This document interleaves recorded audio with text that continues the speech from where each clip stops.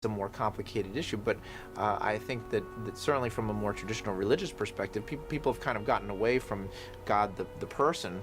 There's been a great shift from God up there or out there or in there, wherever, to the God within.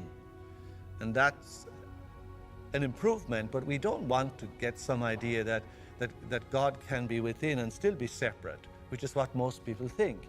They think the God within is like some of those alien movies, you know, where some being breaks out from my chest. God is not within in that stupid sense.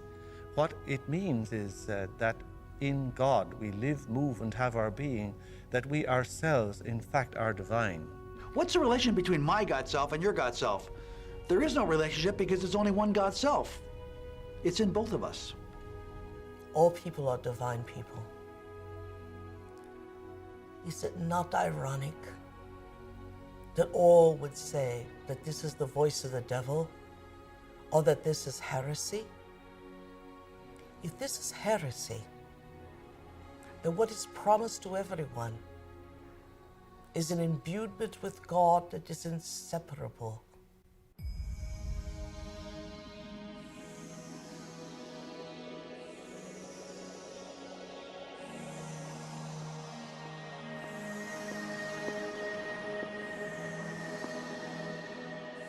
Knowledge allows the brain to begin to become wired, and we will begin to see what has always existed, but because we live in those routine automatic programs, we're unable to see because we're processing mind from the familiar. To learn knowledge means we're learning new things, and to learn new things means we're gathering information and creating the circuitry now to begin to develop the sensitivity, to begin to see things for the first time. There's enormous potential to change the kind of behaviors and characteristic patterns that we've fallen into. In fact, if you've listened and have remembered anything that I've said, your physiology is different than it was before that. That is something that Eric Kandel, the recent winner of the Nobel Prize in Medicine and Science, said very eloquently at a talk, that basically memory has been encoded, your genetic structure has changed, and while we previously would talk about the nervous system as this very rigid thing that didn't have much capacity for change, we now know that on many levels that isn't true. And actually there's a tremendous amount of plasticity, which basically means ability to change within the nervous system. And if you look at the structure of the human brain in detail, you see that it's specifically designed, it's carefully engineered to experience the unified field, to experience the unity of life. We're all connected. I mean, I think the most fundamental thing is we're all connected by an energy field. We swim in a sea of light, basically, which is the zero-point field. And I say, first of all, you get away from the whole idea of separateness, because separateness is the biggest problem of the world now. You take this notion of an entangled universe and you apply it to human experience, because human experience is part of the universe as well. And then you say, well, let's assume that experience is entangled, then how would it manifest? And we can start going through ways in which it could manifest.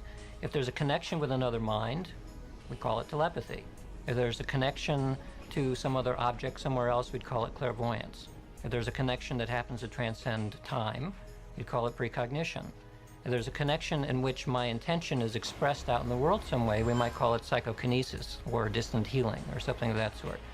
So you can go through a list of perhaps 12 kinds of psychic experience that have gotten labels over the years, like telepathy, but this is really just the tip of the iceberg.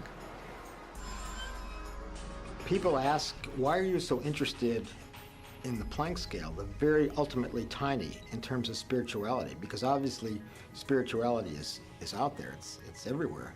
And the answer is that yes, the Planck scale is the ultimately small, but it's also everywhere. Wherever you go, there it is. And because it's holographic, it repeats at different scales, like fractals, throughout the universe. I would say that what quantum physics is to the 20th century, whatever is going to be the new bridging of science and spirituality, that will be to the 21st century. We are all creating the future. We are all creating what is outside of us. None of us are innocent in that regard. If there's something out there we don't like, we can't really turn our backs on it because we're co-creators somehow or other. And we have to do the right things to try to get the future that is best for all of us.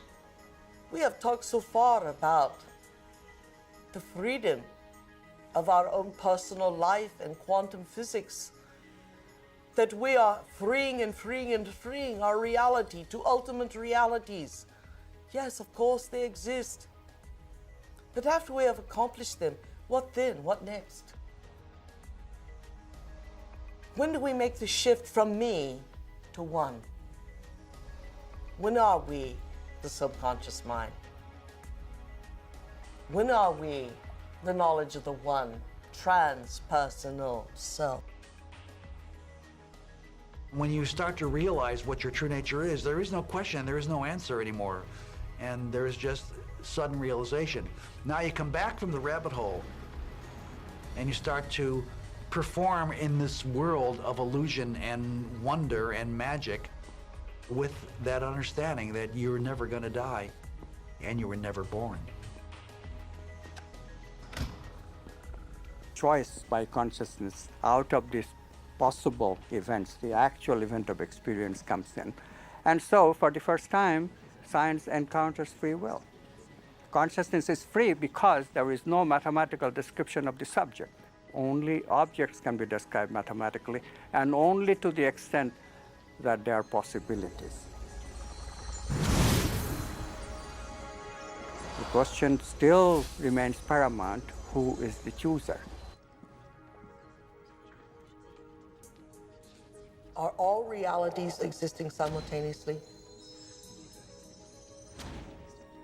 Is there a possibility that all potentials exist side by side?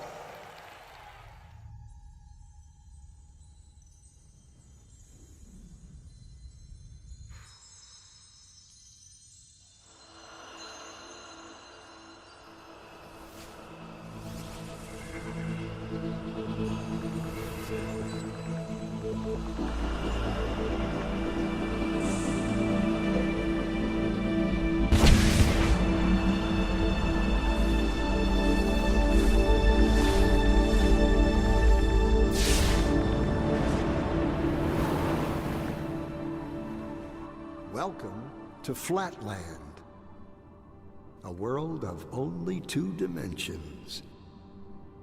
Only forwards and backwards, left and right. In this world, there is no up and no down.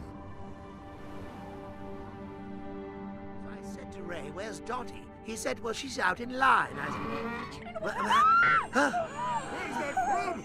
What the bleep is that thing? Huh? In this world, the two-dimensional beings that live here have no concept of three-dimensional objects. These two-dimensional flatlanders have no understanding of cubes, spheres, tetrahedrons, or yours truly. From their 2D perspective, my 3D finger looks something like this.